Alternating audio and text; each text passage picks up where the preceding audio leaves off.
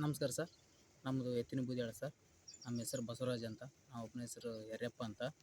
ನಾವು ಮೂರು ವರ್ಷದಿಂದ ನಾವು ಮಾಡ್ತಾ ಇದ್ದೀವಿ ಸರ್. ಇದು ನರ್ಸರಿದು ಕೆಲಸ.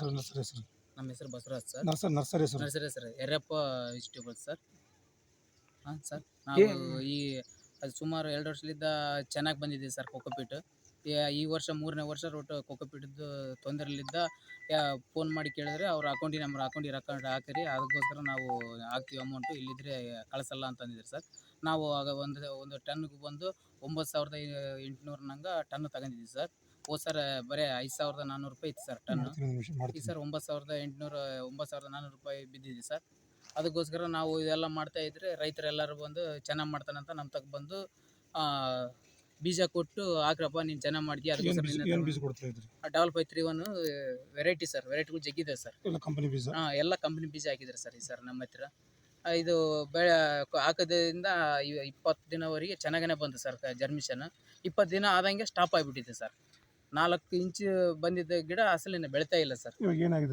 ಇದೆಲ್ಲ ಮೊತ್ತ 30 ದಿನದಾಗ 20 ದಿನದಾಗ ಇರೋ ಸಸಿ ಇದ್ದಂಗೆ ಐತೆ ಸರ್. ಇದು ಸಸಿ ಅದು ಏನಾಗುತ್ತೆ 20 ದಿನ ಆಗಿರೋದಂಗೆ 60 ದಿನ ಆದ್ರನಾಲೆ ಈ ರೀತಿನಾಗಿದೆ ಸರ್. ಬೇರೆ ಇವತ್ತುವರೆಗೆ ಬೇರೆ ಹೊಸ ಬೇರೆ ಅಂಬೋದು ಬರ್ತಾ ಇಲ್ಲ ಸರ್. ಎಲ್ಲ ಕೆಂಪಗಾಗಿಬಿಟ್ಟಿದೆ ಸರ್ ಬೇರೆಲ್ಲ. ಇದು ಕೊಕೊಪೀಟ್ ಬಂದು ನಮಗೆ ಮೈಸೂರು ಅಂತ ಹೇಳಿದ್ದಾರೆ ಸರ್. ಯಾರು ಸಪ್ಲೈ ಮಾಡಿದ್ರು? ನಮಗೆ ಸುಧಾಕರ ಪ್ರಸಾದ್ ಅಂತ ಸರ್. ಇದು ಏನು ಅಸಲು ಮಿಕ್ಸಿಂಗ್ ಆಗಿ ಎತ್ತಿನ ಬೂದಿಯಾಳ ಸರ್. ಏನು ಈ ಮೆಣಸಿನ ನರ್ಸರಿ ಹೋಗಿದೆ ಅಂತಂದೇಳಿ ಹೇಳ್ತಾ ಇದ್ರು, ಏನಾಗಿತ್ತು? ಹೌದು ಸರ್, ನಾವು 5531 ಹಾಕಿದ್ವಿ ಸರ್. ಇಲ್ಲಿ ಸಸಿ 2 ವರ್ಷ ಚೆನ್ನಾಗಿ ಬಂದ ಸರ್.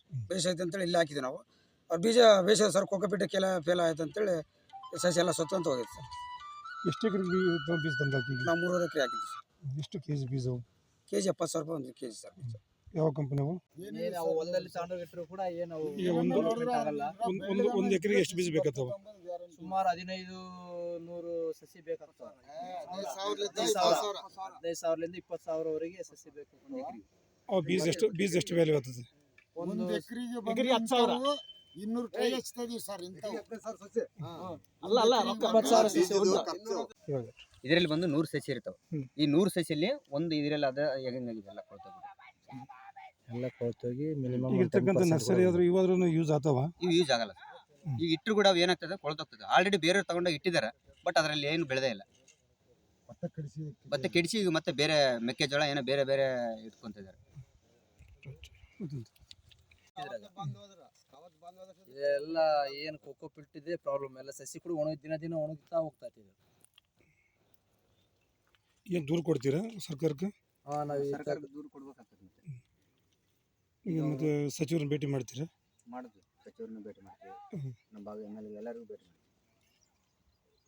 ಭಾಳಷ್ಟು ರೈತರಿಗೆ, ಸುಮಾರು ರೈತರಿಗೆ ಅನ್ಯಾಯ ಆಗಿದೆ. ಅಷ್ಟು ಮಾತ್ರ ಇದ್ರಿ? ನಾಳೆ ನಾನು ಇರಲ್ಲ ಮೇಡಮ್, ಬೇರೆ ಹೇಳ್ತೀನಿ. ನಾನು